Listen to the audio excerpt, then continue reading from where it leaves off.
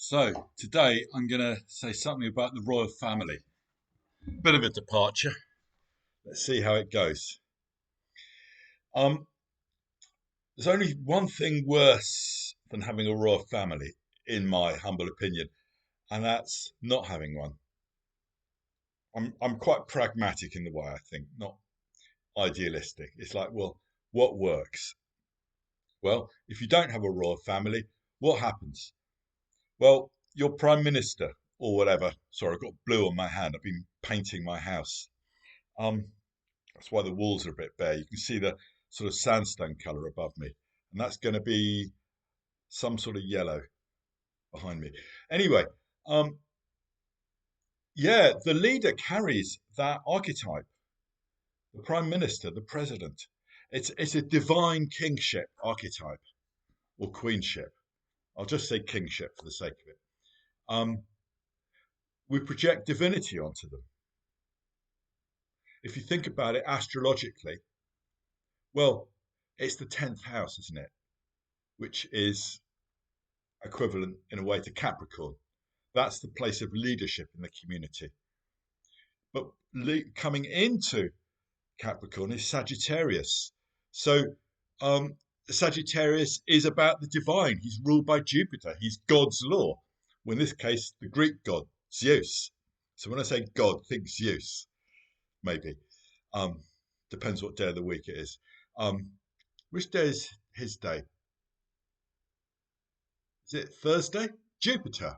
Can't. I'll work that one out later. Anyway, um, Jupiter rules Sagittarius, so we bring the divine in with us. So when you're in that position of leadership in the community, um, you're the divine is coming through you. That's why during Prince Charles's coronation into King Charles, um, there was a there was this secret session, wasn't there, with the Archbishop? Yeah, it was behind closed doors, and that was to me that was parallel to, well, there's this secret divine mission that he's on, and I think it's very good for someone in a leadership position to feel that they have that kind of responsibility. Of course, it can be turned the other way around, and they think, well, I'm doing the will of God, but um, they need to be very careful about thinking that. End of each day, you need to really look at your conscience as king, as leader, to look at, well, was it personal? Because this is impersonal. It's an impersonal position. Yeah, Capricorn is dead impersonal in the same way that Cancer is very personal. Both have their place. Yeah, you need both. But as Capricorn, you need to have divested yourself of all of that, which is why the Queen is impersonal. We never got to know her as a person. I mean, personally, I think she took it too far, and we don't live in that sort of age anymore. But she stood for something. She just did her duty. Good God, she did it for like 67 years or something. No, 70 years, wasn't it? It was quite extraordinary. Well, she was very fixed. Sun in Taurus, Moon in Leo. Very fixed. Fixed people can just do things year in, year out, decade in, decade out. And Prince Charles, King Charles as he is now, is the same. He's a Scorpio with Leo moon, also very fixed. No, Scorpio with Taurus moon and Leo rising. I'm carrying this. He's even more fixed. He could do it for the next 100 years, except he won't, because I don't think he's going to be around that long. Doesn't look like it. But he has that fixed quality as well. Whereas William, Sun and Moon in Cancer, it's cardinal. He could well begin something new. But we'll see, because cardinals begin things. So that's why I say there's only one thing worse than having a royal family, and that's not having one, because we will project that kind of leader archetype with the divinity that comes with it. Maybe particularly in an age where institutional religion has broken down, and the leader has to carry the archetype of Jesus as well. I mean, I think Tony Blair in the UK, he'd have been perfectly happy to do that. He was, yeah, I think he thought he was doing God's will anyway. Well, maybe he was in some ways, but in other ways, it's like bloody hell. There's this religiosity about him in the background, which he wasn't quite admitting to. And of course, when he when he stopped being prime minister, he he had himself baptized pretty quickly, or formally joined to the Catholic Church. It was all there, but of course, I mean, it's so bizarre, isn't it? To become president in the USA, you have to be religious. You have to say, I believe in God. Whereas to become leader in the UK, you have to do the opposite.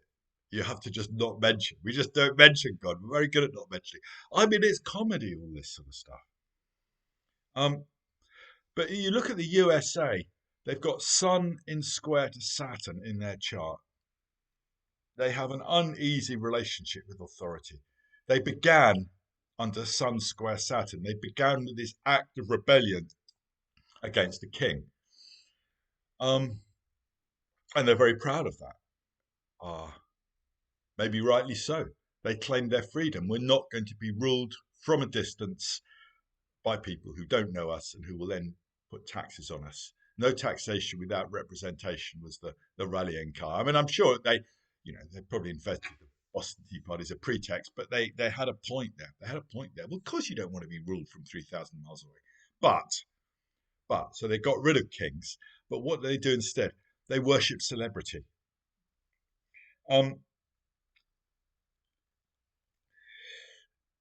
And they worship the royal family particularly. They love it.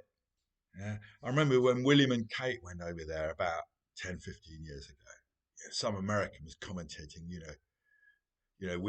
they were in Hollywood. They said, we have our celebrities in Hollywood, but this is the real deal. Yeah.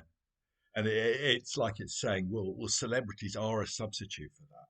We put them on a pedestal. We put footballers on a pedestal. They have to be careful what they say in public because people treat them as having words of wisdom and copy what they say. It's like, good God, they're footballers. But they are good at what they do. That's the thing.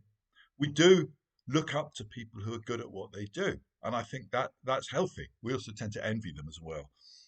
But that's a whole other story. I mean, that's the first sin in the Bible, isn't it? Cain killed Abel, his brother, out of envy. We do it all the time. So I wanted to say something about William and Kate and their marriage. Because they're very different, those two. William has got Sun and Moon in Cancer in the 7th house. He's very soft, very open to other people. And he's got Neptune rising opposite that. Again, very soft, very open to people. And he will just probably, and very traditional, very conservative as well. But he will probably live his life doing what he's meant to do. And that's okay. A lot of us do. We live within the rules that we're born within. And Kate, her chart is harder. She has Sun in Capricorn and Saturn hard aspecting her Sun, her Moon, and her MC. It doesn't get more ambitious than that, and probably competent as well. And that isn't a criticism, that's just the type of person she is. She's not a softie like William. She gets things done. She wants to be at the top. She wants to rise, but she's not going to listen to William's soulfulness. That's what I think. And he's going to feel that. They were very young when they got together. And there can be a natural coming apart. And I don't know how it's going to end, but it's all over the astrology. William's got Neptune coming up to square his Sun and Moon. It's squaring his descendant at the moment. Kate has got Pluto coming up to conjoin her Venus and descendant in about 4 years' time. And there's all sorts of rumours starting up in the magazines about their marriages in trouble. Well, I think there's something to that. I don't know what the end result will be. Maybe it'll be an accommodation. Maybe William will be drawn to someone else. How they deal with that, I don't know. But he probably will be, I think, because there's a soulfulness in him that Kate can't meet. She can meet all the other functions, but she can do all the functions, but she can't do that closeness very easily. So that's where I think things are going to come apart. Okay, my 10 minutes are up.